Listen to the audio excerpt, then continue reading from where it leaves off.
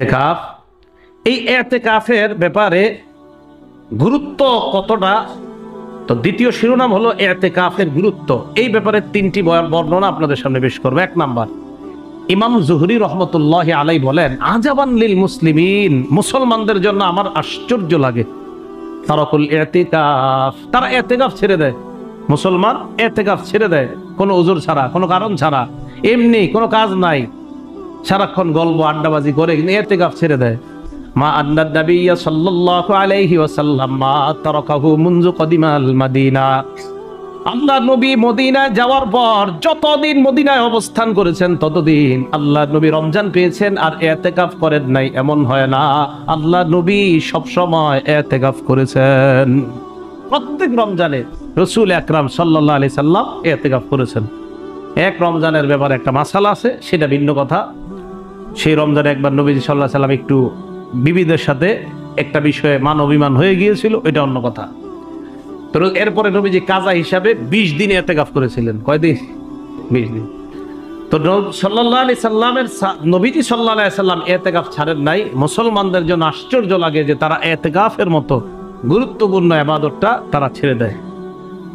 দ্বিতীয় বর্ণনা বুখারী শরীফের 2026 নম্বর বর্ণনা, কানান নবী সাল্লাল্লাহু আলাইহি ওয়াসাল্লাম ইয়াতাকিফুল আশারাল আওয়াখির মিন রমাদান, রমজানের শেষ দশকে আল্লাহ নবী ইতিকাফ করতেন হাত্তা তাওয়াফাহুল্লাহ, মরণ পর্যন্ত। সুম্মা তাকাফা আজওয়াজুহু, আল্লাহ নবীর ইন্তেকালের পর তার বিবিরা ইতিকাফ করতেন। নবীজি মরণ পর্যন্ত ইতিকাফ করেছেন, নবীজির পর তার বিবিরা ইতিকাফ করতেন। তার বিবিরা কি করতেন? ইতিকাফ করতেন। এই হাদিস দ্বারা আবার একদল উঠা পড়া লাগছে, মসজিদে মহিলারা ইতিকাফ করবে। মহিলারা কোথায় ইতিকাফ করবে? মানে যেই কথাগুলা বললে সমাজের মধ্যে একটু ঝামেলা সৃষ্টি হবে, এইগুলা খুঁজে খুঁজে বাইর করবে। এই হাদিসে আছে যে মহিলারা মসজিদে ইতিকাফ, এই হাদিসে এই কথা আসছে যে এতটুকু আসছে নবীজির ইন্তেকালের পর তার বিবিরা ইতিকাফ করেছেন, এটা আসছে। মসজিদে ইতিকাফ করছে, এটা কই আছে? তো এই হাদিস দ্বারা আমাদের একদল ভাই উঠা পড়া লাগছে, মসজিদে মহিলারা ইতিকাফ করে। মহিলারা মসজিদে ইতিকাফ করা জায়েজ না না জায়েজ, ওই মাসালায় আমি যাচ্ছিলাম। আমার কথা হলো, এখন আপনি এই হাদিস থেকে এটা প্রমাণ করার চেষ্টা কেন করেন? এইটার মধ্যে কোথায় আছে যে মসজিদ লেখা? পুরুষরা ইতিকাফ মসজিদে করবে, এটা অবশ্যই পুরুষ ইতিকাফ করতে হবে মসজিদে, কিন্তু মহিলা মসজিদে করবে এই হাদিসের মধ্যে এটা লেখা নাই। এরপরেও এই হাদিসটাই বুখারী শরীফের 2026 নম্বর হাদিসটা নিয়ে এখান থেকে প্রমাণ করার চেষ্টা করা হয় যে মহিলা ইতিকাফ করবে। ধরে নেন মহিলা মসজিদে ইতিকাফ করবে। এখন আপনাদের এই মসজিদে এক জায়গায় মহিলারে বসাইছেন, আপনাদের মসজিদের মুসল্লির সংখ্যা বেড়ে যাবে। মুসল্লির সংখ্যা কি হবে? এই যুগে মুসল্লির সংখ্যা প্রচুর বাড়বে, এত পরিমাণ বাড়বে জায়গায় দিতে পারবেন না। যদি জানে যে স্টাফ কোয়ার্টারের মসজিদে একজন মহিলা ইতিকাফে বসছে, সুবহানাল্লাহ, মনে হয় যে কুমিল্লার তো মানুষ আসবে দেখতে। তো ইতিকাফ এটা পুরুষের জন্য মসজিদে ইতিকাফ করা। তাহলে মসজিদ ইতিকাফ পুরুষ মসজিদে ইতিকাফ করবে, বাস এটাই মাসালা। এখন এখান থেকে নতুন করে আবার ঠিক আছে মাসালা জায়েজ না জায়েজের মাসালা, এখন এই যুগে সব জায়েজকে আপনি জনগণের সামনে যদি বলেন তো ঝামেলায় পড়বেন। এই যুগে এমন একটা মসজিদ দেখান যেই মসজিদে মহিলা এমন ভাবে মসজিদে যাবে যেখানে পুরুষরা টেরও পাবে না, বলতেও পারবে না কোত্থেকে মসজিদে মহিলারা যাচ্ছে, কোন দিক দিয়ে যাইতেছে পুরুষরা জানতেও পায় না, এমন একটা মসজিদ বানান, এমন ভাবে বানান। তো এই কোথায় পাবেন বলেন? বরং মহিলারা মসজিদে যে দিক দিয়ে যাবে পুরুষরা সব ওই দিকে দাঁড়ায় থাকবে। এটা ফিতনা। তো ফিতনার যুগে আপনি মসজিদের মধ্যে মহিলাদেরকে নেওয়ার এত চেষ্টা কেন করতেছেন? তো এখন একদল লোক কয় মহিলারা বাজারে যাইতে পারে, সব জায়গায় যাইতে পারে, মসজিদে যাইলে কি দোষ? মানে কি আজীব যুক্তি দিয়ে আপনার বুঝাইতে চায় মহিলারা মসজিদে যাবে। এই ব্যাপারে অন্য কোনো সময় আলোচনা করব, মহিলারা মসজিদে যেতে পারবে কিনা। যাই হোক, ইতিকাফ রাসূল করিম সাল্লাল্লাহু আলাইহি সাল্লাম মরণ পর্যন্ত করেছেন, ওনার বিবিরা ওনার পরে ইতিকাফ করেছেন। বাস এখান থেকে আমরা এতটুকু জানবো, মহিলারা ইতিকাফ করবে ঘরের মধ্যে। কোথায়? ঘরের মধ্যে মহিলারা ইতিকাফ করবে। আল্লাহ পুরুষ মহিলা উভয়কে, পুরুষরা মসজিদে মহিলারা ঘরে ইতিকাফ করার তৌফিক দান করেন। রাসূল আকরাম সাল্লাল্লাহু আলাইহি সাল্লাম উনি যে বছর ইন্তেকাল করেছেন ওই বছর নবীজি রমজানে 20 দিন ইতিকাফ করছেন। কয়দিন? 20 দিন। বুখারী শরীফের 2044 নম্বর হাদিসের বর্ণনা। নবীজি সাল্লাল্লাহু আলাইহি ওয়াসাল্লাম ইতিকাফ করতেন 10 দিন। হাদিসে আসছে আন্না নবিয়্য সাল্লাল্লাহু আলাইহি সাল্লাম কানা ইয়াতাকিফু ফি কুল্লি রমাদানা 10 আইয়াম। নবীজি প্রত্যেক রমজানে 10 দিন ইতিকাফ করতেন। ফালাম্মা কানাল আমুল লাযী কুবিজা ফীহি, যেই বছর নবীজি ইন্তেকাল করলেন, ইতাকাফা 20 ইয়াওমান, ওই বছর 20 দিন ইতিকাফ করেছেন। তাহলে ইন্তেকালের বছর কয়দিন ইতিকাফ করেছেন? 20 দিন। এ হলো ইতিকাফের গুরুত্ব। 3 নাম্বার কথা, ইতিকাফ পাওয়ার জন্য নবীজি সাল্লাল্লাহু আলাইহি ওয়াসাল্লাম পুরা 30 দিন ইতিকাফ করেছিলেন লাইলাতুল কদর পাওয়ার জন্য। লাইলাতুল কদর পাওয়ার জন্য এক রমজানে আল্লাহ নবী একদম 30 দিন ইতিকাফ করছেন। কয়দিন? 30 দিন। বুখারী শরীফের 813 নম্বর হাদিসের বর্ণনা। সাহাবায়ে কেরাম বলেন, ইতিকাফান নবী সাল্লাল্লাহু আলাইহি সাল্লাম আশারুল আউয়াল, নবীজি সাল্লাল্লাহু আলাইহি সাল্লাম রমজানের প্রথম 10 দিন ইতিকাফ করলেন। করার পর জিবরিল আমিন আসছে নবীজির কাছে। আয়েশা কয়, কি ঘটনা? কয়, ইতিকাফ করছি তো লাইলাতুল কদর পাওয়ার জন্য। জিবরিল কয়, ইন্নাল্লাযী তাতলুবু আমামা, যেটা তালাশ করতেছেন এটা সামনে, পান নাই। সুম্মা আতাকাফাল আশারাল আওসাত, এরপর নবীজি মাঝখানের 10 দিন ইতিকাফ করলেন। করার পর জিবরিল আমিন আসছে, আসার পর কয়, কি অবস্থা? কয়, লাইলাতুল কদর পাওয়ার জন্য করলাম।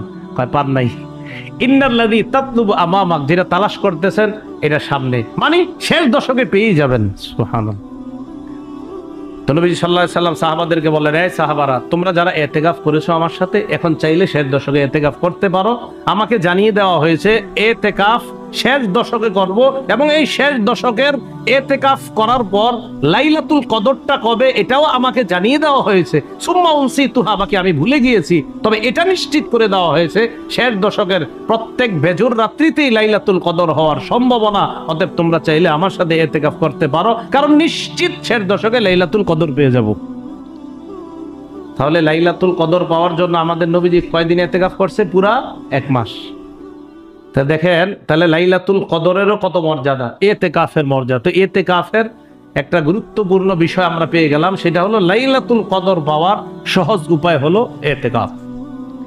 শিরোনাম নাম্বার 4, ইতিকাফের মাধ্যমে বান্দা আল্লাহর কাছাকাছি হওয়ার জন্য সবচাইতে গুরুত্বপূর্ণ একটা ইবাদত, এটার নাম ইতিকাফ। রাসূল আকরাম সাল্লাল্লাহু আলাইহি সাল্লাম, বুখারী শরীফের হাদিস 6502 নম্বর হাদিস, নবীজি সাল্লাল্লাহু আলাইহি সাল্লাম বলেন, মা ইয়াজালু আবদি ইয়াতাকাররাবু ইলাইয়া বিন নওয়াফিল, নফল ইবাদতের মাধ্যমে বান্দা আমার কাছে আসতে থাকে, পুছতে থাকে নফলের মাধ্যমে। যত বেশি নফল পড়ে বান্দা, তত আমার নিকটে আসে। কোথায় আসে? এই জন্য জোহরের আগের 4 রাকাত সুন্নত পড়বেন না, জোহরের পরের 2 রাকাত সুন্নত পড়বেন না, মাগরিবের পরের 2 রাকাত সুন্নত পড়বেন না। সুন্নত না পড়লে কি জাহান্নামী হয়? এই প্রশ্ন মানুষকে করবেন, বুঝেন না? শিখাই দিবেন মিম্বরে বৈশা, আমি এরকম হুজুর আপনাদেরকে শিখাই দেবো, সুন্নত না পড়লে কি জাহান্নামে যাবেন? মানে পড়েন না। আপনাদের আখিরাত বরবাদ করছে, সত্যি বলছি, আখিরাত নষ্ট করতেছে আপনাদের। সুন্নত পড়লে যে জান্নাত, এটা বলতে পারেন না মিম্বরে বৈশা? হাদিসে আসছে 12 রাকাত সুন্নত যদি কেউ সকাল সন্ধ্যা যে 12 রাকাত সুন্নত আছে, এই সুন্নত যদি পড়ে ওয়াজাবাত লাহুল জান্নাহ, তার জন্য জান্নাত ওয়াজিব হয়ে যায়। এই হাদিসটা আপনি বলতে পারেন না? এটা না বলে কি সুন্নত না পড়লে কি জাহান্নামে যাব? কি শিখায় দেখেন। এই প্রশ্ন শিখানোর প্রথম ধাপ মনে করবেন, যেই মুসলমানের মাঝে এই প্রশ্ন এসে যাবে, আচ্ছা আমি সুন্নত না পড়লে কি জাহান্নামে যাব, পথভ্রষ্টতার প্রথম ধাপ তার মাঝে শুরু হয়ে গেছে, মনে রাখবেন। এটা হলো সুন্নত ছেড়ে দেওয়ার একটা ষড়যন্ত্র। যে আল্লাহর রাসূল সাল্লাল্লাহু আলাইহি সাল্লাম হাদিসে কুদসির মাধ্যমে আমাদেরকে জানায় দেয় যে আল্লাহ বলেন, মা ইয়াজালু আবদি ইয়াতাকাররাবু ইলাইয়া বিন নওয়াফিল, নফল যত বেশি ইবাদত করবে বান্দা, তত বেশি আমার কাছাকাছি পৌঁছবে। ফরজ তো ছাড়ার প্রশ্নই আসে না। তো ইতিকাফের মধ্যে যতক্ষণ বসা, নফল ইবাদত চলতেছে, জিকির, আজগার, নামাজ, নফল ইবাদত চলতেছে। আল্লাহ বলেন, হাত্তা আকুনা, এমন হয়ে যায়, হাত্তা উহিব্বা, ওই বান্দা আমার কাছে আসতে আসতে এক পর্যায়ে, হাত্তা উহিব্বা, আমি আল্লাহ তাকে ভালোবেসেই নেই। আর আমি যখন তাকে ভালোবেসে ফেলি, তখন কি হয়? হাত্তা আকুনা সামআহুল্লাযী ইয়াসমাউ বিহি, আমি তার কান হয়ে যাই, ওই কান দিয়ে সে শুনে। ওয়া বাসারাহুল্লাযী ইউবসিরু বিহি, আমি তার চোখ হয়ে যাই, ওই চোখ দিয়ে সে দেখে। ওয়াদাহুল্লাতি ইয়াবতিশু বিহা, আমি তার হাত হয়ে যাই, সেই হাত দিয়ে সে স্পর্শ করে। ওয়ারিজলাহুল্লাতি ইয়ামশি বিহা, আমি তার পা হয়ে যাই, এই পা দিয়ে সে চলে। তাহলে দেখেন বুখারী শরীফের 6502 নম্বর হাদিস, আল্লাহর বান্দা আল্লাহর কাছাকাছি যাওয়ার শ্রেষ্ঠ একটা উপায়ের নাম নফল ইবাদত। আর ইতিকাফে যারা বসে তারা কি গুনাহ করে কোনো? আরে মসজিদে কি কোনো গুনাহ করে? তো বৈশা থাকে ইতিকাফে ইবাদত বন্দেগী করতেছে, মন চাইতেছে নামাজ পড়তেছে, মন চাইতেছে কোরআন তেলাওয়াত করতেছে, মন চাইতেছে আল্লাহু আকবার বলতেছে, সুবহানাল্লাহ বলতেছে। তাহলে ইতিকাফ হলো আল্লাহর কাছাকাছি হওয়ার শ্রেষ্ঠ একটা ইবাদত। আল্লাহ আমল করার তৌফিক দান করেন। 5 নাম্বার শিরোনাম, ইতিকাফে যারা বসবেন আজকে আসরের পরে চলে আসবেন, মাগরিবের আগে। আজকে সূর্য ডুবার আগেই চলে আসবেন, আসরের পরে সূর্য ডুবার আগেই চলে আসবেন। আজকে আসরের নামাজের পরে চলে আসবেন ইনশাআল্লাহ যারা ইতিকাফে বসবেন।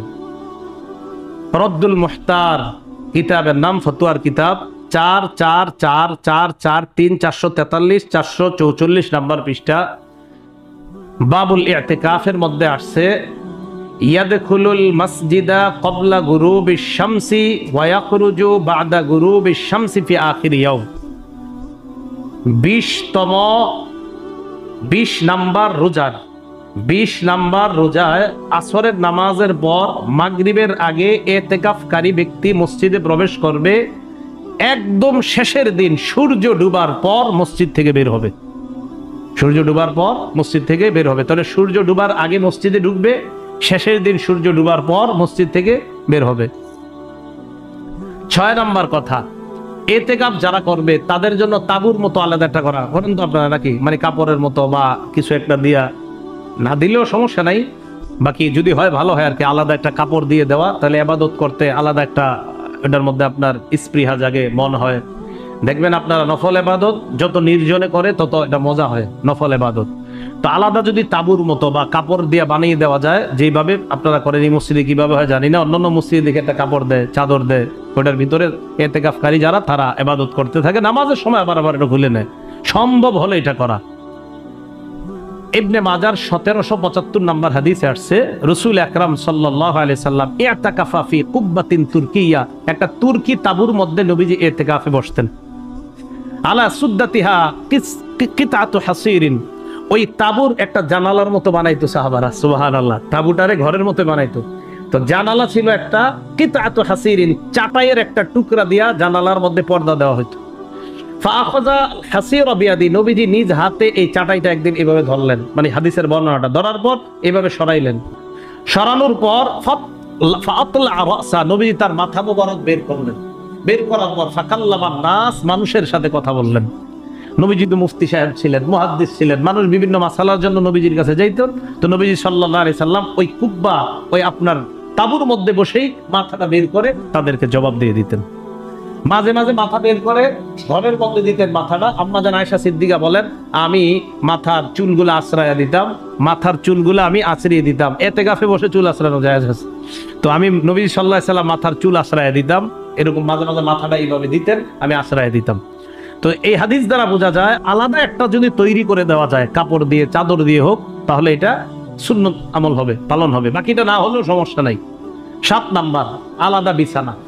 ইতিকাফে যারা বসবে তাদের প্রত্যেকের আলাদা বিছানা থাকা। সহিহ ইবনে হিব্বান 3 নাম্বার খণ্ড 608 নাম্বার পৃষ্ঠা, হাদিসের মধ্যে আসছে রাসূল আকরাম সাল্লাল্লাহু আলাইহি সাল্লাম যখন ইতিকাফে বসতেন, তুরিহা লাহু ফিরাশুহু আও ইউদাউ লাহু সারীরুহু, নবীজির জন্য একটা বিছানা বিছানো হতো অথবা একটা খাট পাতা হতো। কি পাতা হতো? খাট, বিছানা অথবা খাট। এই জায়গায় আবার ইতিকাফে যারা বসবেন আপনারা কমিটির বললেন নামগো জন্য খাটটার ব্যবস্থা করে দেন, ঝামেলা আছে, আপনারা বিছানায় চলবে, বিছানা বিছাইলেই হবে। তো যাই হোক, নবীজির জন্য বিছানা হতো, আবার খাট পাতা হতো, হাদিসের দ্বারা আমরা পাইলাম। 8 নাম্বার, ইতিকাফে আমরা যারা বসবো, যদি আপনার ভাত এনে দেওয়ার মতো কেউ না থাকে বাসা থেকে, কথার কথা, এখন তো আশা করি আছে, ঠিক না? থাকি তো, যদি ভাত এনে দেওয়ার মতো কেউ না থাকে, বাসা থেকে গিয়ে যদি ভাত আনতে হয়, কারো সাথে কথা না বইলা তাড়াতাড়ি মসজিদ থেকে বের হয়ে বাসার সামনে যায় বাটিটা নিয়ে তাড়াতাড়ি চলে আসা, যদি কেউ না থাকে আর কি, এরকম। এটা হাদিস দ্বারা বোঝা যায়। বুখারীর 2019 নাম্বার হাদিসে আসছে, রাসূল আকরাম সাল্লাল্লাহু আলাইহি সাল্লাম লা ইয়াদখুলুল বাইতা ইল্লা লিহাজাতিন, নবীজি প্রয়োজন ছাড়া ইতিকাফ থেকে বেরিয়ে হতেন না। একান্ত যদি প্রয়োজন হতো নবীজি সাল্লাল্লাহু আলাইহি সাল্লাম বের হতেন। এই প্রয়োজনের মধ্যে গোসল আছে, গোসল হতে পারে। গোসলের ক্ষেত্রে আপনারা কি করবেন, এই মসজিদের যারা খাদেম সাহেব আছেন, মুয়াজ্জিন, ওনাদেরকে একটা বুদ্ধি দিয়ে দিই। যারা গোসল করবেন, আপনারা ইতিকাফে যারা বসবেন, আপনি গোসলের নিয়তে বের হবেন না। এক তো ফরজ গোসল হলে তো করতেই হবে, ফরজ গোসল যদি না হয় গোসলের নিয়তে বের হবেন না, ইস্তেঞ্জার নিয়তে বের হবেন। মুয়াজ্জিন বা খাদেম সাহেব যারা আছে, ওনারা হয়তো কাজ টাজ করার সময় বালতির মধ্যে পানি রেখে দিল, বালতিতে আপনি আইসা বালতি ভরবেন এমন যেন না হয়। তো উনি পানি ভরে রাখলো, অথবা অন্য কেউ ইস্তেঞ্জা করতে আইসা বালতির মধ্যে পানিটা ভরে রাখলো, আপনি যাওয়ার সময় দ্রুত পানি ঢেলে তাড়াতাড়ি গোসলটা সেরে চলে গেলেন। মানে বুঝাইতে চাইলেন যে গোসলটা আমার অত প্রয়োজনীয় না, কোনো মতে সেরে আসলাম। মানে ইতিকাফে যেন এমন না হয়, মানে প্রয়োজনটা যেন এমন বোঝা না যায় যে আপনি গোসলের জন্যই বের হয়েছেন, এমনটা যেন বোঝা না যায়। বরং একটা কাজে বের হয়েছেন ইস্তেঞ্জা করতে, যাওয়ার সময় দ্রুত পানি ঢেলে চলে গেছেন, এমনটা যেন বোঝা যায়। তো এরকম করতে পারলে ভালো। এটা যদি হয় তাহলে ইতিকাফের পরিপূর্ণ হক আদায় হয়। মানে ইতিকাফ মানে হলো আল্লাহ ছাড়া আর কিছুই বুঝবে না বান্দা। যে ইস্তেঞ্জা গেল তো গোসল, গোসল তো এটা তার প্রয়োজন নাই অতটা, আচ্ছা আচ্ছা ঠিক আছে, কোনো মতে আপনি গরম লাগতেছে প্রচন্ড, বাস শরীরে একটু পানি ঢাললেন, লুঙ্গিটা তাড়াতাড়ি গামছা দিয়ে মুছে চলে গেলেন, এটা হতে পারে। তো বুঝাইতে চাইলাম আপনি ওই গোসলের প্রয়োজনে বের না হওয়া, হ্যাঁ বের হয়েছেন অন্য প্রয়োজনে, যাওয়ার সময় দ্রুত গোসল করে চলে যাওয়া। এরপরেও যদি কারো শরীরে প্রচন্ড চুলকানি অথবা প্রচুর ঘামায় গেছে, প্রচুর গরম, মসজিদে ঘামের কারণে গন্ধ হয়ে যাচ্ছে, এমন যদি হয়, আর সেক্ষেত্রে যদি আপনার প্রয়োজন, বুঝাইতে চাইলাম প্রয়োজন ছাড়া মসজিদ থেকে বের না হওয়া, প্রয়োজনে যদি বের হন এটা জায়েজ আছে। বুখারী শরীফের 2019 নম্বর হাদিস দ্বারা বোঝা যায় আল্লাহ পাক রব্বুল আলামিন আমাদেরকে, যারা আমরা এবছরে ইতিকাফে বসবো সকলের জন্য আমরা দোয়া করব, ইতিকাফে যারা বসবে না তাদের জন্য আমরা দোয়া করব, ইতিকাফে যারা বসবে বাহিরে যারা থাকবো আমরা তাদের জন্য দোয়া করব। আল্লাহ পাক রব্বুল আলামিন লাইলাতুল কদর যেন আমাদের সকলকে আল্লাহ নসিব করে দেয়, সকলে বলে আমিন। শেষ আবদার, শেষ 10 দিন অন্তত টেলিভিশনগুলো বন্ধ করে দেন। বাসায় যাদের টেলিভিশন আছে টেলিভিশনগুলো বন্ধ করে দেন। বলবেন যে ইসলামী প্রোগ্রাম দেখি, এটা আরেকটা ধোঁকা। ইসলামী প্রোগ্রাম দেখা জায়েজ না জায়েজ আমি কিন্তু মাসালা বলি নাই, এখন আমার বিরুদ্ধে ফতোয়া দিয়েন না আবার। কিন্তু এই যে আপনি ইসলামী প্রোগ্রাম দেখতে গিয়ে এদিক সেদিক চলে যান, এটা তো ঝামেলা। তা আমি বলতেছি না কিন্তু না জায়েজ, ইসলামী প্রোগ্রাম দেখা না জায়েজ বলি না একবারও। আমি বলি আপনি আল্লাহর হস্তে শেষ 10 দিন টিভিতে টোটাল বন্ধই করে দেন, বাসায় টিভি দেখা হারাম করে দেন, যে ছেলে মেয়ে কেউ টিভি ছাড়বা না, শেষ 10 দিন একদম প্যাকেট করে ফেলেন।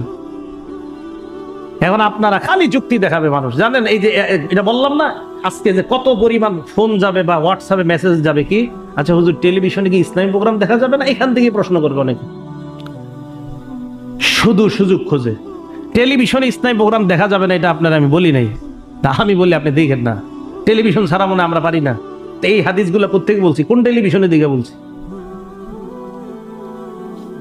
তো যে বিষয়টা বলতে চাইলাম, শেষ দশক ইলেকট্রনিক মিডিয়া থেকে টোটাল দূরে থাকেন, টেলিভিশন থেকে দূরে থাকেন, টেলিভিশন বন্ধ করে দেন। আর এই শেষ 10 দিন মার্কেটে যাওয়া বন্ধ করেন। শেষ 10 দিন মানে কি আজীব, দেখেন শেষ 10 দিন লাইলাতুল কদর তালাশ করতে বলছেন নবী, আর শেষ 10 দিন সবচেয়ে বেশি মার্কেটের লোক। সত্য কথা না? তো শেষ 10 দিন ইবাদত, নবীজি কোমর বাঁধতেন, সাদ্দা মিজারা কোমর বাঁধতেন শেষ 10 দিন ইবাদতের জন্য, কোমর বেঁধে মার্কেটে নামি। এ কষ্টের কথা, দুঃখের কথা, নবীজি কোমর বাঁধতেন, আগের গুনাহ মাফ, পরের গুনাহ মাফ, গুনাহ করলেও আল্লাহ কয় অগ্রিম মাফ। গুনাহ তো আপনার নাই, আগেও করেন নাই, পরেও করবেন না, যদি করতেন আমি অগ্রিম সব মাফ করে দিছি আপনার। উনি কোমর বাঁধতে শেষ 10 দিনের জন্য, ওই নবী কোমর বাঁধতেছে, ওনার কি দরকার ইবাদত করা, আমরা কোমর বেঁধে মার্কেটে যাই।